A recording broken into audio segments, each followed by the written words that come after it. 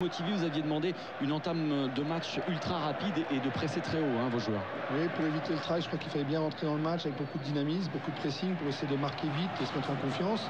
Pour éviter aussi qu'on fasse une groupe par le public. Et donc les joueurs ont vraiment adhéré, ont eu beaucoup de situations favorables, ont marqué très vite. Et on le voit ici avec Kevin Miralles qui se procure la première occasion nette, qui trouve l'arête de la barre transversale et du poteau. La deuxième occasion stéphanoise sera la bonne avec Miralles encore qui est à l'origine et Ilan à la conclusion pour un but somptueux. Oui, qui illustre bien la volonté. Miralles s'arrache un petit peu sur le côté pour sauver ce ballon et puis Ilan arrive de très loin aussi, c'est lui qui avait fait la passe à Kevin et puis il arrive pour mettre ce ballon au fond. 1-0 donc pour l'AS Saint-Etienne avec un but marqué assez rapidement et une emprise quasiment totale au moins sur la première demi-heure de jeu. Ça correspond exactement à ce que vous aviez réclamé à vos joueurs. On a senti des joueurs tout au long de cette saison plutôt empruntés dans les moments difficiles.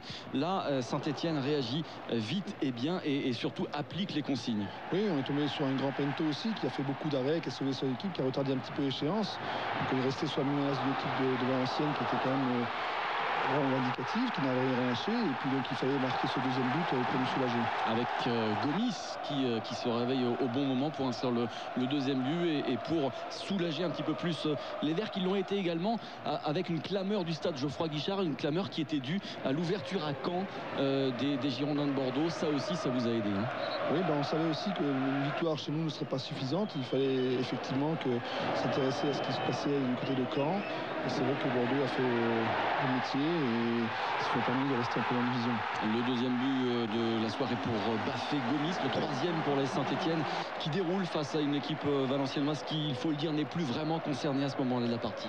Ouais, je pense qu'ils n'ont pas lâché. On a réussi à profiter parce qu'ils se découvraient un petit peu. On a profité des contres, ce qu'on n'avait pas à faire dans le passé. Et là, on a réussi effectivement à se mettre à l'abri. Voilà le troisième but donc pour l'AS Saint-Etienne qui sera suivi quelques minutes plus tard par un quatrième pour venir récompenser le bon travail et la bonne partie de l'homme du match côté stéphanois, sans doute Kevin Miralles qui aura beaucoup pesé en attaque. Oui, Kevin a fait un gros match ce soir et c'est vrai qu'il est récompensé, beaucoup de présence devant le but avec un bon travail encore une fois de Bafé.